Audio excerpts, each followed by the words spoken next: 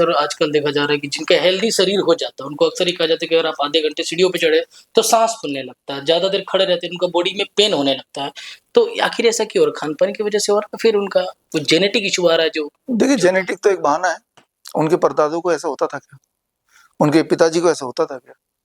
उनको हो रहा है क्योंकि उनकी लाइफ़स्टाइल ऐसी हो चुकी है। फ़ास्ट फूड, हर चीज़ फ़ास्ट चाहिए, ठीक है ना? आपकी फ़िज़िकल एक्टिविटी कुछ है नहीं, धूप में आप जाते नहीं कभी, ठीक है ना? धूप में रोज़ जाइए, है ना? सुबह-सुबह ग्राउंडिंग कीजिए, नंगे पैर घास में चलिए, तो आपकी जो ऊर्जा बढ़ जाएगी, एनर्जी, फ़िज़िकल एनर्जी बढ़ जाएगी और उससे ये सारी समस्याएँ ठीक हो जाएँगी। डाइट चेंज कीजिए बियॉन्ड डीआईपी डाइट, तो ये ठीक हो जाएगा।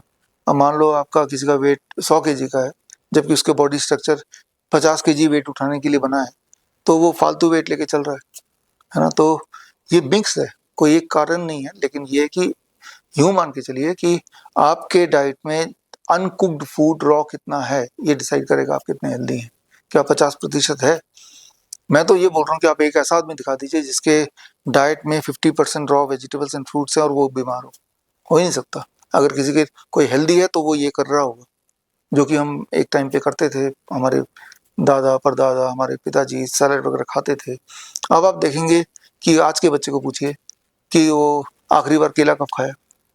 तो उसको याद नहीं आएगा, खाते ही नहीं, है ना? आज स्कूल में जाइए किसी भी, हर तीसरे बच्चे को चश्मा लगा हुआ है, हर चौथे बच्चे को पेट की दिक्कत है, हर 10वें बच्चे को एडीएचडी है, हर 100वें बच्चे को ऑटिज़्म है, हर 500 में से एक बच्चे को सेरेब्रल पाल्सी है, हर 1000 में से एक बच्चे को डायबिटीज़ टाइप 1 है। ये वो बीमारियाँ हैं जो आज से 30 साल पहले नहीं थी, है ना?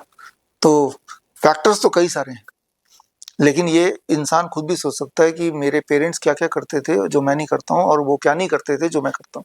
ऐसे आप इंट्रोस्पेक्ट करने की ज़रूरत है। सर डाइजेशन सिस्टम से लोगों के बॉडी में फ़र्क पड़ रहा है क्या? कैसे उनको पता चलेगा कि जो मैं खाना खा रहा हूँ, वो पच रहा है या पेट में सड़ रहा है? इसका अगर कुछ खाना खाने के 1 घंटे के अंदर भूख लग जाती है, तो पच रहा है। खाना खाने के 4 घंटे के बाद डकार आ रही है, तो नहीं पच रहा। Very simple. आप फल खा के देखिए, पेट भर के 1 किलो, 1 घंटे के अंदर भूख लग जाएगी, ज़बरदस्त भूख, यानी कि वो पच गया। आप 2 पराठे खा के देखिए, आधे दिन के बाद भी डकार आएगी, नहीं पचा। सिंपल।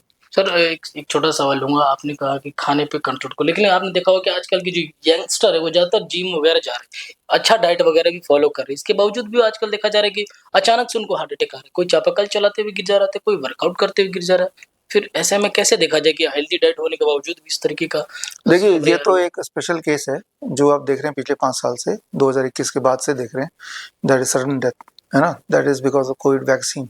इसमें कोई दो राय नहीं, इसके तो सारे प्रूफ अभी आ ही चुके हैं, धरातल पे ही हैं। कोर्ट के डिसीजन भी आ चुके हैं, चाहे वो भारत के सुप्रीम कोर्ट की बात करें या यूके की सुप्रीम कोर्ट की बात करें या यूएस की। अभी एस्टेब्लिश हो चुका है वो जो तो खुराक आपने लगाई थी और उसका अभी नतीजा है। कोई कभी भी जिम तो छोड़िए, डांस करते हुए, गाना गाते हुए, यूं ही शादी में शादी रचाते हुए या कुछ ना करते हुए इस तरह के सडन डेथ आपने जीवन में कभी नहीं देखा, मानव इतिहास में कभी नहीं हुआ और ये प्रूव हो चुका है कि it is because the 2 dose of Covid vaccines. चलिए सर आखिर में एक छोटा सवाल लूँगा, आप लगातार डीआईपी डाइट को बात बात करते हैं, तो इसको मँगाने के लिए लोगों को कहाँ पहुँचना पड़ेगा?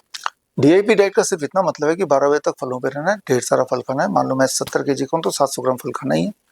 लंच जो भी रोटी सब्जी दाल चावल खा रहे हैं उससे पहले आपको सलाद लेना है। मेरा वेट 70 केजी इंटू 5 350 ग्राम सलाद लूँगा, फिर ही मैं लंच करूँगा, डिनर में भी यही करूँगा। और animal food, dairy product, packed and refined food छोड़ना है। अगर आप ये कर रहे हैं तो आप डीआईपी डाइट पे हैं।